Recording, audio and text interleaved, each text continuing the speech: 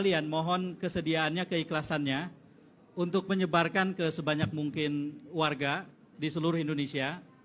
Saat ini teman-teman sudah bisa masuk ke Google Play Store, lalu kemudian mendownload satu aplikasi yang namanya Warga Jaga Suara. Jadi saya dan teman-teman sudah membuat aplikasi yang namanya Warga Jaga Suara. Sejauh ini baru ada di Google Play Store. Karena teman-teman tahu sendiri mendapatkan izin aplikasi seperti ini untuk bisa masuk ke Apple, untuk masuk ke bisa di-download di iPhone, susah. Ini pemilik iPhone di sebelah saya ini, dia merasa terdiskriminasi. Jadi terpaksa sepulang dari sini mampir ke toko gadget, beli Android. Sekarang sudah murah-murah Android. Nah jadi Warga Jaga Suara ini akan bisa dipakai oleh siapapun untuk 4 hal. Nomor 1, melaporkan potensi pelanggaran. Kenapa saya sebut potensi pelanggaran? Karena warga nggak tahu itu pelanggaran atau bukan gitu loh. Misalnya ada orang bagi-bagi bansos, terus kemudian kok stikernya paslon. Orang tidak tahu itu pelanggaran atau bukan. Padahal bansosnya itu bansos dari pemerintah. Nah itu namanya potensi pelanggaran kan. Makanya setiap orang yang melihat potensi pelanggaran, itu boleh menggunakan salah satu features di aplikasi ini. Laporkan ke aplikasi itu, ada ininya dengan sangat mudah. Semua potensi dilaporkan saja. Kami tidak akan menjadi partai atau tim pemenangan. Kami akan mengkoneksikan diri kami ke tim pemenangan dan partai-partai. Jadi kami akan melaporkan semua yang masuk ke dalam server aplikasi itu, lalu kemudian kami sebar ke seluruh stakeholders, termasuk yang dilaporkan berpotensi melanggar itu. Misalnya ada orang menerima bansos, tidak ada stikernya. Tetapi yang membagikan bansos sambil bilang, ini dari Pak Jokowi. Jangan lupa putranya Pak Jokowi, calon wakil presiden Pak Prabowo, Mas Gibran. Lalu kemudian kalau Bapak Ibu mau berterima kasih, kami bisa sampaikan ke Pak Jokowi misalnya. Ini misalnya ada warga yang mengalami itu. Kan dia tidak tahu itu pelanggaran atau bukan, laporkan saja. Nah, jadi itu features pertama di aplikasi itu. Kita tidak meminta semua warga tahu persis aturan mana yang melanggar atau tidak. Apapun boleh dilaporkan. Nanti di aplikasi ada sistem yang mengkurasi atau memfilter. Yang sudah jelas melanggar, berpotensi melanggar, laporan biasa. Tiga-tiganya insya Allah akan kami kalibrasi atau apapun namanya ke semua stakeholders. Kayak tadi misalnya stikernya itu paslon nomor 2. Kami tetap juga sampaikan ke paslon nomor 2 sejauh kami dikasih akses. Jadi prinsipnya adalah ini kerja warga, bukan kerja partisansip berdasarkan pemihakan. Itu nomor 1. Nomor 2, di hari H, bagian penting dari penghitungan suara adalah C1 plano. C1 plano adalah kertas plano yang ada di TPS yang kemudian akan ditulisi. Dan pilpres kalau tidak keliru itu akan dihitung pertama. Sehingga tidak perlu menunggu untuk yang terlalu lama untuk bisa melihat pengisian C1 plano pilpres. Karena pilpres duluan.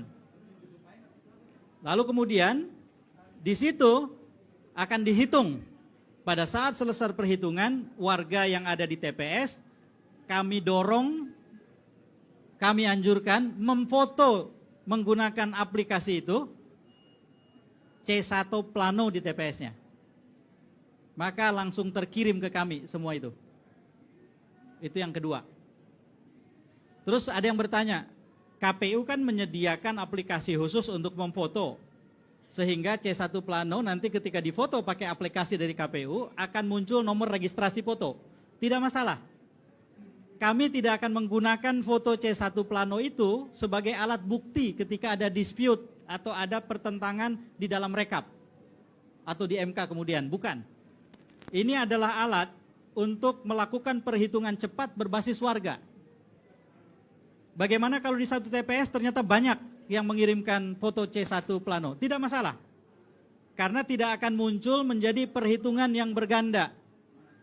Setiap orang yang nanti masuk ke dalam aplikasi, kebetulan saya sudah download, masuk ke dalam aplikasi, di awal ketika mendaftar, itu diminta untuk memasukkan domisilinya berdasarkan KTP, artinya berdasarkan DPT juga itu, sampai dengan memasukkan desa kelurahan.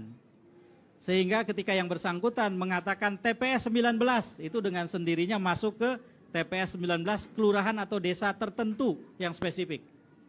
Kalau ada 10 foto yang terkirim ke aplikasi dari TPS yang sama, maka 10 foto itu tidak akan muncul 10. Tapi aplikasi akan memfilter, mengkurasi, muncul hanya 1. Dihitung pun hanya 1. Justru yang 10 itu bisa dipakai untuk saling mengkonfirmasi. Jangan-jangan ada yang dengan cepat sudah bisa mengedit foto kan? Dikirim ke aplikasi, bisa saja kan? Kalau ada 10 lebih enak. Kok yang 1 beda sendiri? Kita buang yang 1, yang 9 yang sama kita ambil. Kira-kira begitu. Jadi foto C1 aplikasi. Saya yakin orang segaptek apapun kalau memfoto itu bisa gitu. Dan cukup memfoto langsung send, langsung terkirim ke server kami. Yang ketiga, nah ini sifatnya tidak wajib. Kami menyediakan cara juga mengisi formulir perhitungan suara Pilpres di TPS-nya. Ada formulirnya. Jadi kalau ada yang mau membantu lebih jauh selain foto C1 plano, sebaran suara Pilpres di TPS-nya dimasukkan ke dalam form yang sudah disediakan di aplikasi itu. Kirim. Nah itu membantu kami. Nanti semua data tadi, C1 yang dikirim plano, kemudian ada yang mengirim, itu saling kami jadikan alat untuk konfirmasi. Ditambah lagi dengan jaringan yang saya dan teman-teman miliki, kami juga akan berusaha untuk mendapatkan kopi C1, dokumen C1. Insya Allah sudah ada beberapa pihak yang dengan senang hati membantu. Saya terus terang sore ini datang ke pertemuan, antara lain ingin meminta mereka yang akan ikut pertemuan itu, yuk kita kolaborasi. Kalau nanti ada fotokopi C1 yang bisa kami akses, kami jadikan sebagai alat untuk mengecek satu dokumen dengan dokumen yang lain. Jadi yang kedua itu, features yang kedua. Features yang ketiga, yang tadi yang ketiga ya, mengisi formulir. Yang keempat, ini feature tambahan. Bagi mereka yang ingin memasukkan data dirinya, tercatat sebagai bagian dari relawan warga jaga suara, itu dipersilahkan didorong untuk memfoto jarinya yang sudah mencoblos pakai aplikasi, lalu kemudian akan terdata. Jadi kami akan gunakan untuk kebutuhan tertentu ini, foto-foto jari yang sudah ini. Tetapi ada pertanyaan. Saya golput, saya ingin jadi relawan, boleh nggak? Boleh. Maka foto jenis kedua yang boleh dikirim adalah yang seperti ini, Pancasila. Kebetulan tidak ada kandidat nomor 05 untuk Pilpres, jadi aman. Kalau Pileg kan ada, nomor 5 itu siapa ya? Nasdem ya? Nomor 5, oh Nasdem. Partai, kalau partai.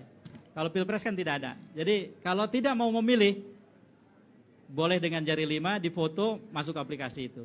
Itulah 4 features. Kenapa dibikin sebegitu sederhananya? Semakin sederhana, semakin bisa digunakan. Semakin rumit, saya yakin semakin banyak orang yang kemudian lihat aplikasinya saja, itu sudah mengkeret gitu.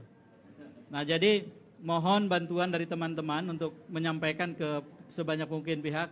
Selamat datang Mas. Untuk mendownload aplikasi Warga Jaga Suara. Sekarang sudah ada di Google Play Store.